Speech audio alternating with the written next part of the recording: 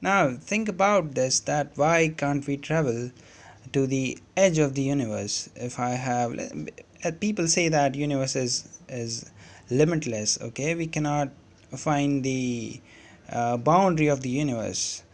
And let's assume that for the perspective of this, somehow for the concept, let's assume that I have a universe boundary and this is the end of universe. Then why can't I reach this point or this edge? Why can't I cannot make this out for this arc. Why can't I do this? The problem is, the thing is actually is something called as expanding universe, right? Universe is expanding to the extent rate. So if this universe is expanding, and if you are here somehow, and when you reach over here, this universe is somehow expanded to here. So when you reach at this point, okay, this universe is going to be here, and now it is going to be more farther. So even if you try to reach at this point, the universe is going to be farther and farther and farther, because this is not going to be stopped. Okay, so the problem is we cannot reach to the edge of the universe even if you try to do that, because we don't have that kind of equation to reach to the end. But even if you assume that, we cannot reach it because of this reason. If you come over here, this universe is expanded and move a little further to this point, and if you reach here, the edge is move more farther and it comes over here. So if you reach here, then it is going to be further move ahead of that. So that's the problem. Now why is that so? Is because why this expansion of universe is because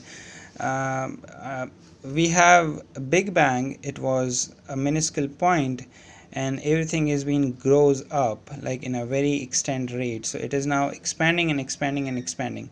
It has been said that there is something called as dark energy or something called as dark matter.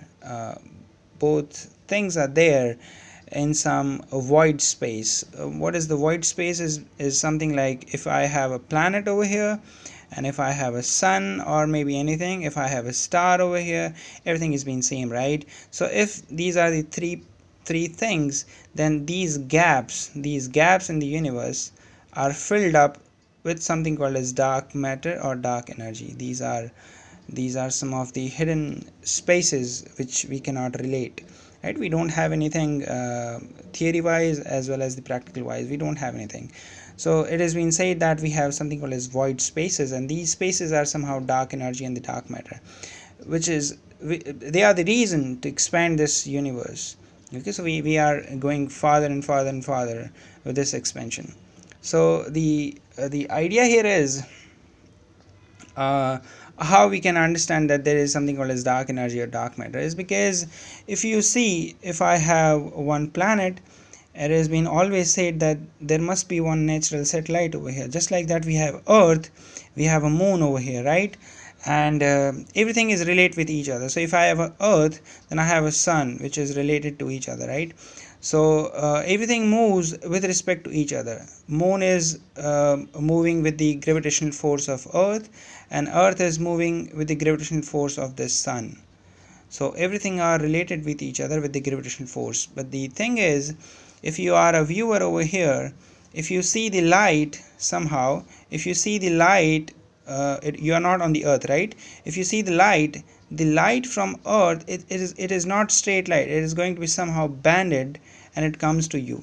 This band is because of something called as, here is something, right, which makes this straight light into something called as band. Why this band? Is because there is something here which makes this expansion, and this is the reason that we can postulate that we have dark energy or dark matter. Because ultimately what happened, we have something called as LOS. You all know that LOS is straight line, right? Line of sight. So if you see, we have NLS too.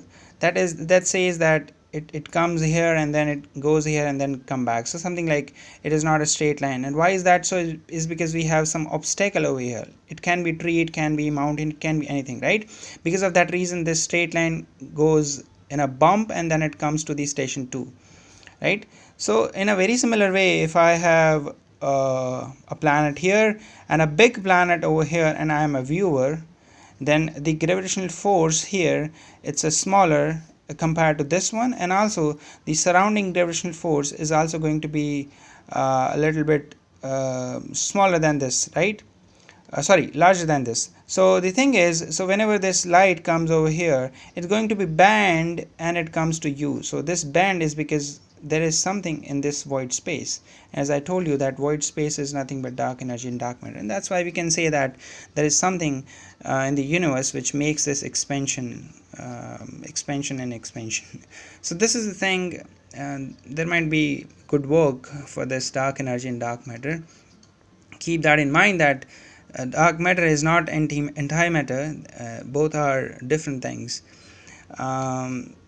Maybe we'll discuss this thing in some mathematical theorem wise or something like that.